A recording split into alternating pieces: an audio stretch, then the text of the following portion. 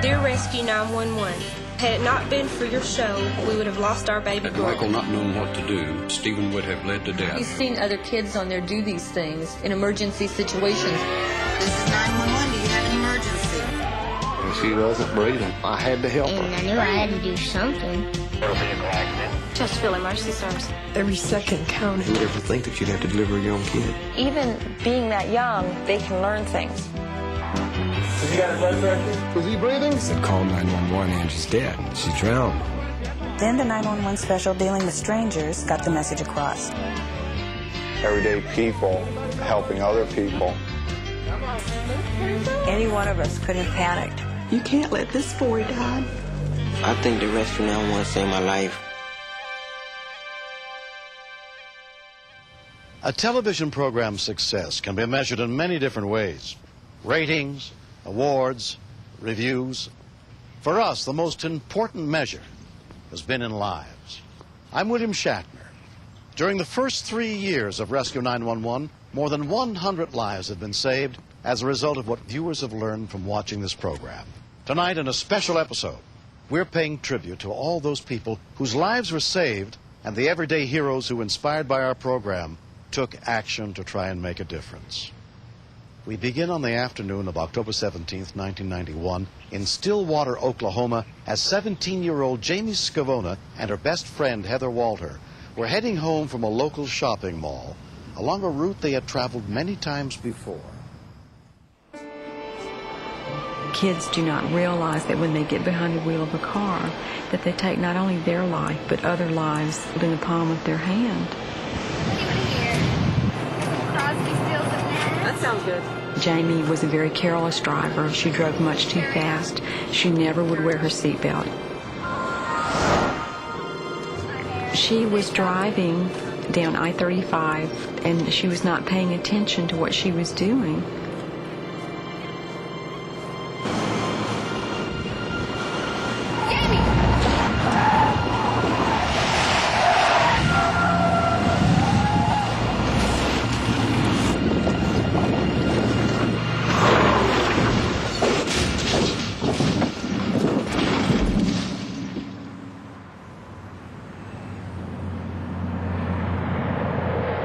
I remember rolling, I don't know how long. I remember coming to a rest and thinking I didn't want to move.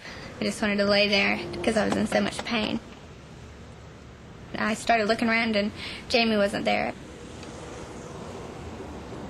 And then I saw her hand come up from under the truck. That scared me to death because it was all bloody. Mark Gardner was on his way to catch a plane when he saw the truck crash. I run across the freeway, and I seen a teenage girl crawling out of the passenger side. Lay down, lay down, lay down. Out of the corner of my eye, I seen the other girl, and the truck was laying on top of her. She was bad. I mean, if I didn't do something, she was going to die because she could not breathe. I pictured my daughter under that truck, and it scared me. I was just going to try to lift the truck a little where she could breathe. But when I started up with it, I just kept on going. I don't know if it was just fright, adrenaline, or what, but I did it. She was having a real hard time breathing. It sounded like she was drowning in her own blood. By this time, other people had also stopped to try and lend a hand. I had to help her, but I didn't know what to do. And I kept asking, does anyone know anything about first aid? Everyone kept telling me no. Anybody know first aid?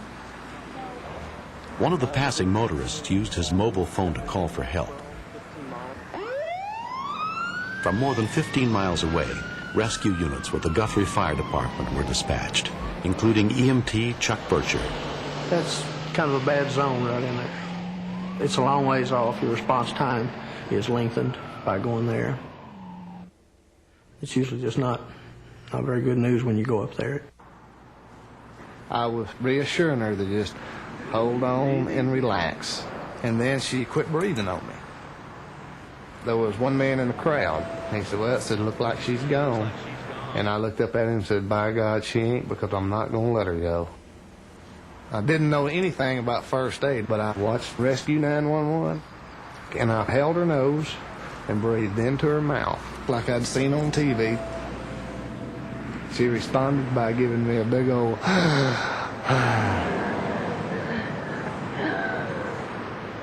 I didn't know if I was going to have to do it again, but I was relieved to know that she was breathing again.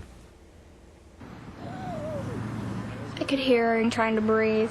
I was concerned because I knew she had asthma really bad. So I told the people that she needed her inhaler. Some lady in the crowd had got her inhaler out, but I wasn't about to give her any inhaler because I don't know what the inhaler does. I didn't want to put nothing in her. You know, I just wanted to keep her breathing until somebody with experience got there. Within 8 minutes of the accident, an Oklahoma Highway Patrol trooper arrived on the scene. I asked the police officer, I said, can you talk to the ambulance? Ask them, can I give her some inhaler?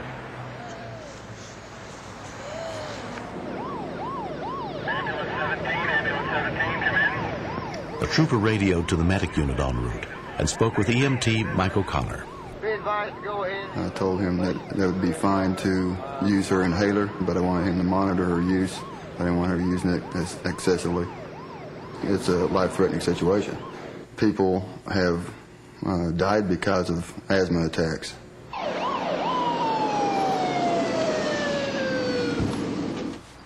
Jamie, can you hear me?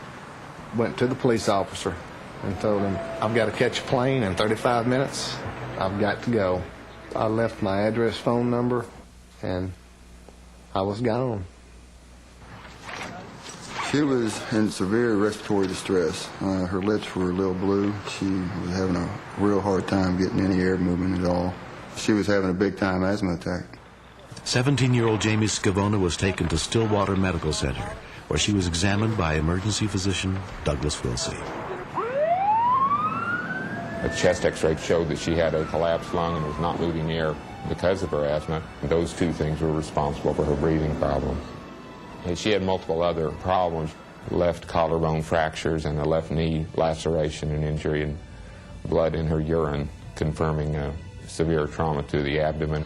Jamie was hospitalized for 2.5 weeks. Today, despite her asthma, she's in good health. If she had stopped breathing for several seconds, it was reasonable to assume that she was in the process of dying. And his rescue breathing probably did play a role in saving her life, that and removing the truck from her. I pretty much owe everything to him. If he hadn't showed up, I wouldn't be here today. To me, he is a hero. I feel that I gave her back something that was fixing to be taken away from her, and it made me feel good. Hey, we buddies now. Believe me, villains don't always wear black. He and Jamie have developed a bond that nothing will ever change. I'm really, really glad that he was on I-35 that day. I feel like I've been given a second chance, and I learned to value life a little bit more, take things a little more seriously, wear my seatbelt, and don't drive so fast.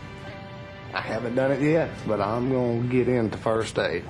That's fixing to happen. I'm fixing to go work on the dummies, I learned a big lesson. Don't be afraid to stop and help. You can make a difference.